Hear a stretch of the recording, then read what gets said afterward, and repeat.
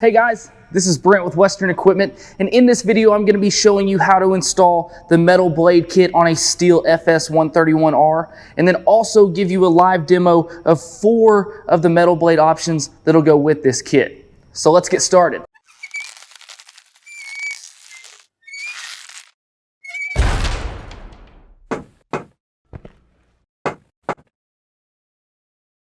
So let's start by going over what all comes in the kit and what tools you're going to need when installing this kit. So first of all, in the kit you're going to get a new shroud. This is just going to be a wider shroud with more coverage, that way to give you more protection whenever you're using these blades. You're also going to get this protective strip that goes on the back side of the shroud. Now this is actually going to be what makes this shroud able to still use your line head, as you will still have a cutoff piece here that will be attached to this cover. So that way, once you change to this metal blade kit, you don't have to go back and forth between your old shroud and your new one, as this one will cut the string just like your old shroud will. You're also going to get a protective handle kit. This is actually going to go on the loop, or right there at the loop handle of your trimmer. This just provides some extra protection where if you do get that torque when using these blades, you're going to have something to protect your hand there with this. You're going to have the actual cup here that is going to hold that blade on, and the nut that holds the cup and the blade to the machine. Now, with your unit, you should have received this star-headed tool and also this little bar and this screwdriver. These tools are going to be ones that you're going to want to have around. This is going to make taking off the head very easy, and then also putting these pieces together and on your unit, you're going to want this star-headed tool. And then also it's going to come with 2 sets of instructions showing you exactly how to install these pieces and install the handle here. Okay, so let's start with installing our shroud and also putting our shroud together. So we'll start by sliding our protective piece here just onto the side of the shroud like so.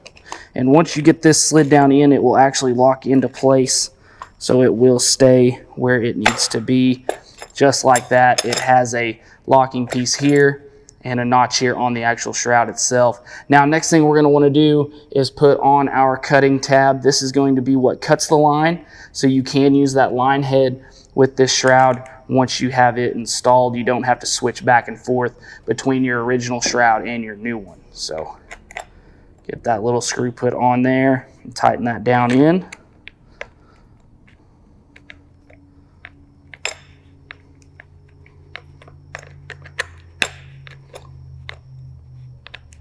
Just like so. Now we'll actually start going ahead and taking loose our old shroud. It's just going to be 4 bolts here, once again using our star-headed tool.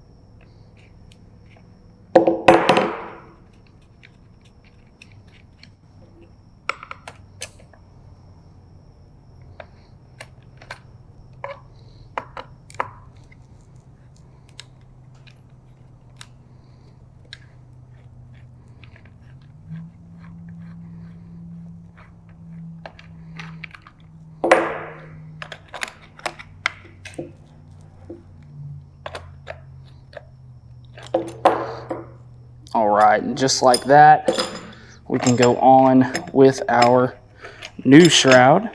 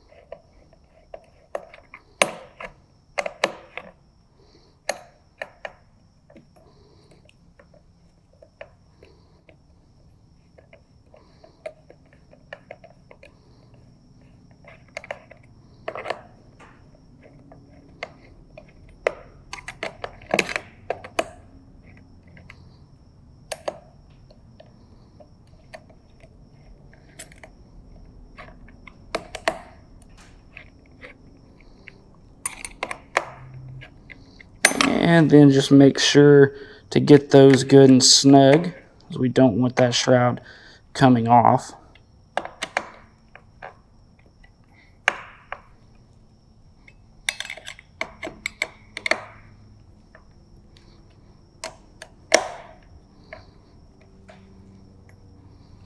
Now from there, we'll move up here and we'll install our piece on the loop handle. So first thing we need to do here is take loose the bolts and nuts off of our loop handle that is already on the machine. And what you're going to need for that is a 10mm socket and your star-headed tool here.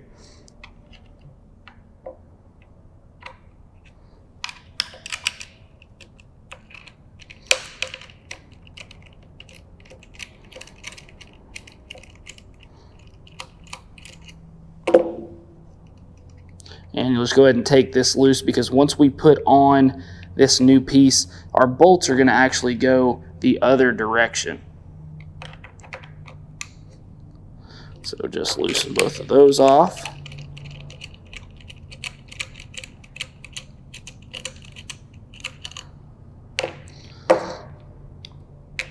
All right, now once we have those off, we're going to actually leave this metal plate in place. We're just going to take the old bolts out here. And then next what we're going to do is, you'll see here on this piece we have these raised edges. So there's only one way this can sit. It is going to sit on your loop handle there, or you could actually flip it around and put it on the other side. But you want to make sure that this piece is sticking out on the side that your body is going to be. So depending on how you hold the machine is going to depend on which way this goes. So for most people, it's probably going to stick out here to the left side, as that's going to be the side that your body's on. So we'll go ahead and take our square nuts here, and we're going to drop them in with the beveled side towards the beveled side on the handle here. So drop those down in.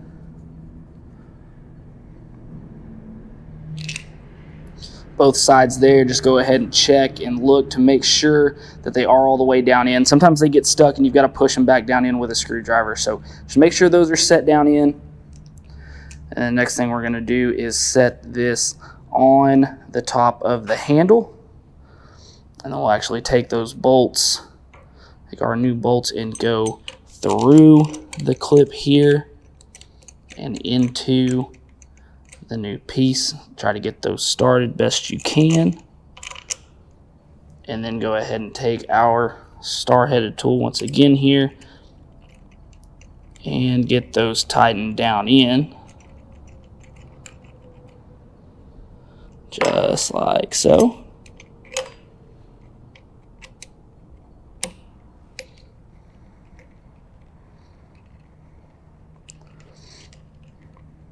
And once again, you want to get those nice and snug. You want that handle to be there and be sturdy, so it is protecting you like it's supposed to.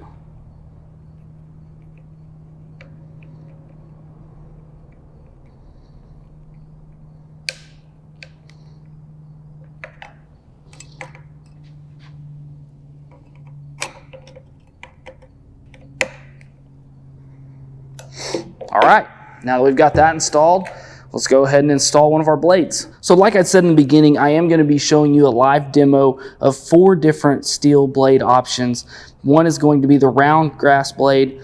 We have the brush knife here, the 4-point grass blade, and then also this chisel tooth blade, which is going to be good for little saplings or larger, woodier stalked weeds. So we'll start by installing this round grass blade.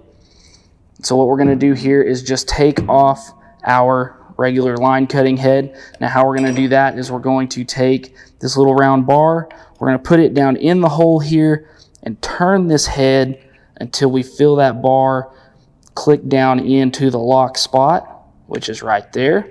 And once we do that, we'll simply just start loosening off our old head here.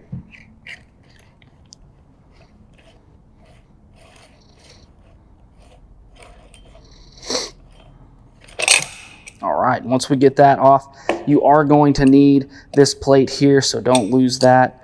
You can go ahead and pull your rod out for now. We're going to flip this over, and we're going to put our starter plate back on. Now it is splined, just like it is here, so you're going to want to line those up. get that to slide on. And then next here, we're gonna grab our blade. Now, if you're wondering which way this blade needs to go on, just remember that the logo always needs to be facing up. So we'll have the blank side facing down towards the ground. Now there is a little bit of a beveled edge here that will fit directly with that hole there in your blade. So just slide that on till it fits snug on the edge there. Then we're going to take our cup here, and again, it is splined, so we're going to line it up with those splines, make sure it's holding that blade on, and then we will take our locking nut here. Now this is going to be left-handed threads, so we're going to go lefty-tighty on this one here. So we're going to get it snug as much as we can, and then we're going to take our locking bar again and go back into that hole and start to turn it until we feel it locked down in. And we're going to take our star-headed tool and get the larger side here and just start to tighten this down.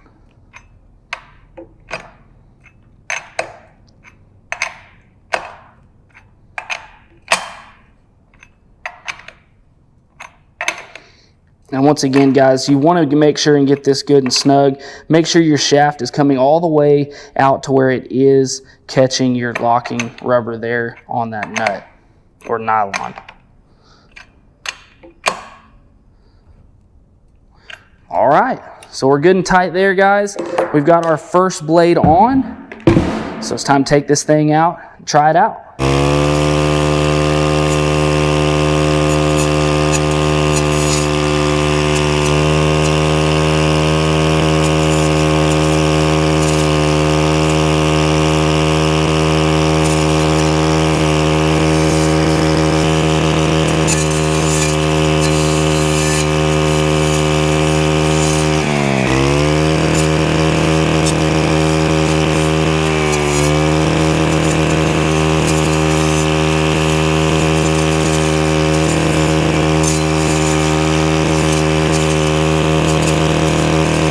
Now that there was the round grass blade. First impression would be it's more of a slow going type cutting. You know, it's great for a lot of these taller weeds that have just, you know, a little bit thicker stalk, not quite grass, you know, a little thicker. It does okay in grass. It's just definitely, you know, a very slower, less aggressive style cutting. So now let's go ahead and switch up and try that 4-point grass blade.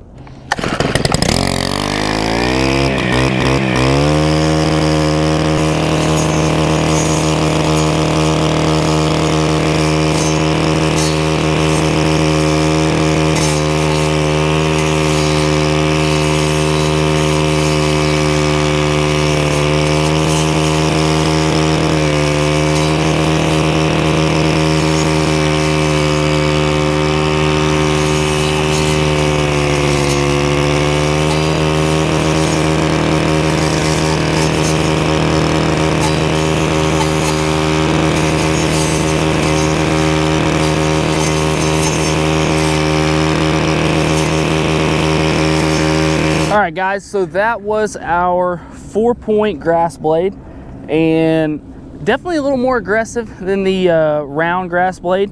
You know, being as you have those larger cutting edges, a little more aggressive. You know, on that round cutting blade, we just have the very small cutting edges, and as you're going through, it's almost like a knife through butter, whereas this has a little more, you know, aggressive cut, throws it just a little bit more. So overall, pretty good blade. So from here, guys, let's go ahead and try that 3-point brush knife.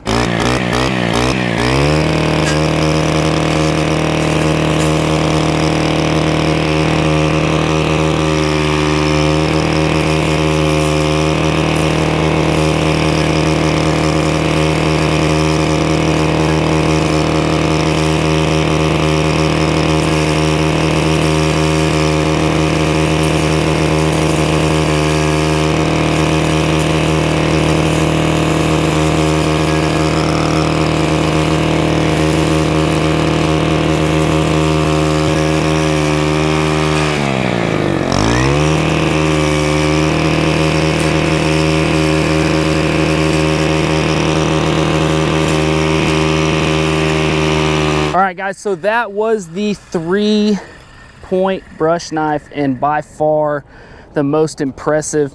Even over here, towards the hot wire through those thick patches of Johnson grass there. Not a problem. Was able to cut them all the way down to the ground. Cut through like butter, no bogging down. Nothing hard for this blade. Seems like it would definitely be the choice if you were cutting a bunch of heavy Johnson grass, you know, a bunch of heavy brush, whatever it is. The other thing about this blade that's a little different than the others is it's about anywhere from 1.5 times to 2 times as thick as the other blades. So it's definitely the most heavy duty. It definitely handled everything out here better than those grass blades. So I would say this is overall more or less your utility blade to use for all those different applications. So now guys, we're gonna go walk down into the bottom and find some saplings or some little trees and see just how well that chisel tooth blade works.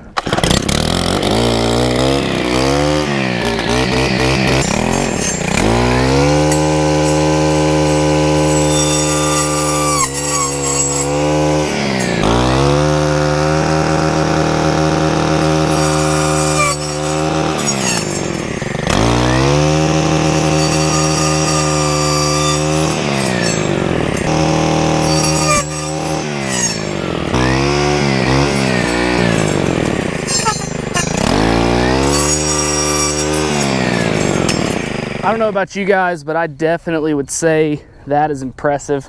You know, in my mind, if it were one of these things where we're wanting to clear out a waterway like we are here, you know, or maybe we have a field that we've got some unwanted trees that are growing up, some saplings, this would be such a better option than trying to get out there with a chainsaw or a pair of loppers or a handsaw or whatever you have, you know, to try and go clear that field. Whereas with this blade right here, put it on the end of this weed eater, you're not having to bend over the whole time. You can literally cut them off there at ground level. Just a great overall blade. Definitely give it an A+ on performance on that chisel blade. All right guys, so that's it for the blade installation and the demos on the 4 different blades. Now what you got to see again was the 4-point brush or 4-point grass blade, the 3-point brush knife, the round grass blade, and last but not least, the chisel tooth blade. And guys, overall I would say great experience with all 4. They definitely all 4 have their own application, you know, all the way from light trimming up to the extreme of the tree cutting to all the way in between here. You know, I would definitely take into consideration the type of conditions you have when you're choosing these blades. You know, definitely if you're cutting that heavy brush, I would look here at the knife. If we're doing just grass, either one of these blades is going to be great. A little more aggressive on the 4-point, a little less aggressive on the round. And then for cutting those trees and saplings and stuff in that field, or that heavy thick stemmed brush, maybe the chisel tooth blade. But overall guys, great experience, great products. I would definitely say if you've been looking into this or thinking about getting into these metal blades and you have one of those applications, to definitely just go ahead and bite the bullet and do it, and make sure that you have a unit that has enough power that's definitely going to handle these blades. Now, one thing to keep in mind is whenever you are looking into these steel blades, you need to make sure that the trimmer that you get into has a solid steel shaft, because using these blades is going to cause a lot more torque and tension on the internal shaft. So we don't want to be using a unit that's maybe a residential that has a cable shaft, or even a commercial unit that has the hollow steel shaft. We need to make sure that it is the solid steel. So if you're running into that, you're looking at those different units, you know, trying to decide which one, you know, leave me a comment below. I'll definitely get back to you, let you know if the one that you're looking at is the right one, you know, or ask your local steel dealer. Either way, just make sure you're getting into that right unit. So guys, like I said, if you have any other comments, questions, anything, make sure to leave those in the comments section below so I can get back to you. And if you like this video and if it helped you out, make sure to give me a like on this video and hit that subscribe button, as that helps me out as well. And as always guys, thanks for watching. We'll see you next time. Hey guys, don't forget to subscribe to our channel and go buy your parts at west-equip.com/parts.